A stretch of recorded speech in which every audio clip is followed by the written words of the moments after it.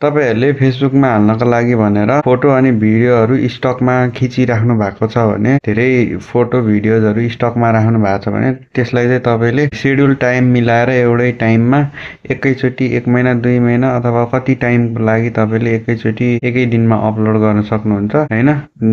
अनि यो चाहिँ पेजको लागि मात्र हो है, फेसबुक पेजको लागि। अहिले चाहिँ प्रोफाइलको लागि चाहिँ हुँदैन है। पेजको लागि चाहिँ तपाईले पेजमा चाहिँ तपाईले आफ्नो स्टक भिडियोहरु चाहिँ प्लान गरेर अलरेडी अगाडि नै तपाईले अपलोड गर्न सक्नुहुन्छ। त्यसका लागि चाहिँ कसरी गर्ने भन्ने प्रोसेसको लागि चाहिँ तपाईले यो भिडियोलाई अन्तिमसम्म हेर्नुपर्ने हुनेछ हैन। अब म तपाईलाई यसको प्रोसेस देखाउने छु। तपाईलाई ढिला नगरी म मेरो मोबाइल स्क्रिनमा देखाउने छु यसको प्रोसेस चाहिँ कसरी गर्ने भनेर है। सबैभन्दा सुरुमा तपाईले आफ्नो फोनमा मेटाको बिजनेस स्विच भन्ने एप ओपन गर्नु होला। यहाँ आफ्नो फेसबुक पेजको पेज यहाँ देख्न सक्नुहुन्छ।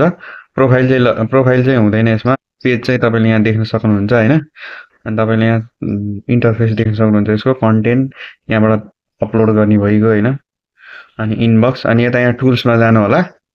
अनि टुल्समा गइसकेपछि यहाँ तपाईले देख्न सक्नुहुन्छ प्लानर भन्ने अप्सन, यसमा क्लिक गर्नु होला। तपाईले यहाँ देख्न सक्नुहुन्छ क्रिएट भनेर यहाँ टाइम डेटहरु देखाएको छ। तपाईले यो डेटहरुमा सबैमा क्लिक गरेर एउटै टाइम शेड्युलमा तपाईले आफ्नो पोस्टहरुलाई त्यो स्टकमा भएको पोस्ट भिडियोहरु चाहिँ अपलोड गर्न सक्नुहुन्छ। तपाईले शेड्युल टाइम एउटै टाइम मिलाएर मेटा बिजनेस स्विच एपमा आएर तपाईले यसरी अपलोड गर्नुपर्ने हुन्छ। टुल्समा आएर प्लानर अप्सनमा आएर ट्याब टु क्रिएट गरेर अब तपाईले रिपोस्ट हाल्ने कि रिल हाल्ने कि स्टोरी हाल्ने हैन, त्यसमा सिलेक्ट गरेर टिक लागेको छ डन गरेर यहाँ फोटो भिडियो सिलेक्ट गरेर यहाँ ह्याशट्याग लगाएर सबै लगाएर तपाईले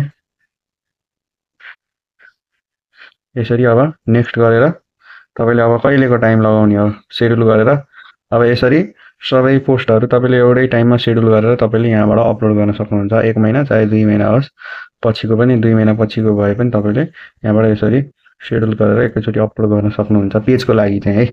यसरी यहाँबाट गर्न सक्नुहुन्छ तपाईले।